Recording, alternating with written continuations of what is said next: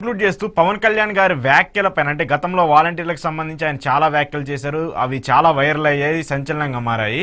అయితే దాని మీద కొంతమంది వాలంటీర్లు కూడా మళ్ళీ హైకోర్టుకు వెళ్ళారు. హైకోర్టుకు వెళ్ళి పవన్ కళ్యాణ్ గారు ఇట్లా మా మనోభావాలను దెబ్బతీసే విధంగా ఇలా మాట్లాడారు, దానికి సంబంధించి విచారణ జరపాలని చెప్పేసి హైకోర్టులో ఒక పిటిషన్ అయితే దాఖలైంది. దాన్ని జడ శ్రవణ్ గారు కూడా విచారిస్తున్నట్టు, దాన్ని టేకప్ చేసినట్టు కూడా ఆయన చెప్తూ ఉన్నారు. సో ఏంటి పవన్ కళ్యాణ్ గారి వ్యాఖ్యల మీద చాలాసార్లు ఆయన మాట్లాడారు. ఇప్పుడు కూడా ఎక్కడ ఆయన వాటికి సమాధానం చెప్పే అవకాశం అయితే ఇవ్వకుండా మళ్ళీ వాటిని పెంచే విధంగానే మాట్లాడుతూ వస్తున్నారు. ఏం చెప్తారు దీనికి సంబంధించి, వాలంటీర్ల అంశానికి సంబంధించి?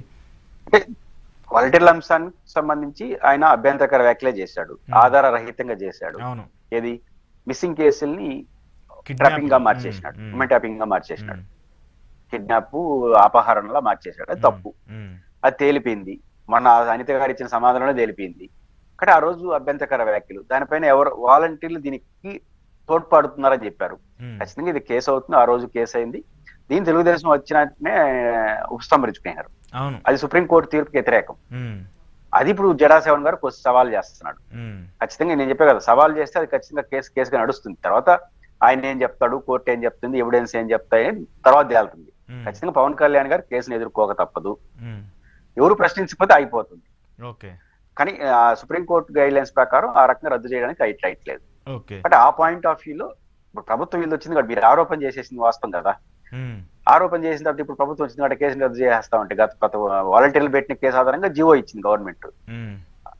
కానీ దాన్ని రద్దు చేసే అధికారం ప్రభుత్వానికి లేదు. సుప్రీంకోర్టు గైడ్ లైన్స్ ప్రకారం అధికారం ఉంది కూడా. అధికారంలో పవన్ కళ్యాణ్ గారు ఉప ముఖ్యమంత్రి కాబట్టి ఖచ్చితంగా సదాశివన్ గారు దాన్ని సుప్రీంకోర్టు గైడ్ లైన్స్ దృష్టిలో పెట్టుకుని సవాల్ చేస్తే కేసును పవన్ కళ్యాణ్ గారు ఎదుర్కోక తప్పదు.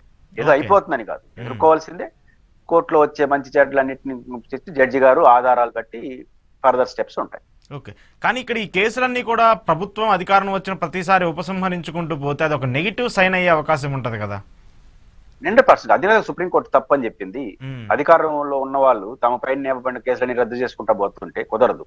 నాకు ఒక ప్రొసీజర్ ఉంటుంది. ఒక సందర్భాల్లో ప్రజా ఉద్యమాలు జరిపినప్పుడు మేంగడ చంద్రబాబు గారు ముఖ్యమంత్రి విద్యుత్ పోరాటాలు జరిగినప్పుడు మేము కూడా అరెస్ట్ అయినాం పొలిటికల్ కేసులో.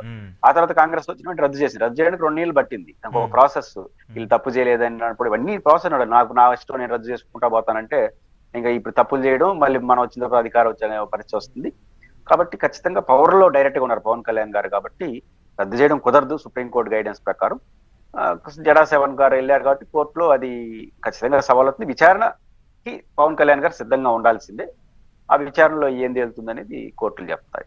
రైట్, చూద్దాం ఆ కేసులకు సంబంధించి అప్డేట్స్ ఏమొస్తాయి అనేది. Thank you sir, thank you very much. ఇది పురుషోత్తమ్ రెడ్డి గారితో ఎక్స్క్లూజివ్ ఇంటర్వ్యూ. చూస్తూనే ఉండండి ప్రజా చైతన్యం.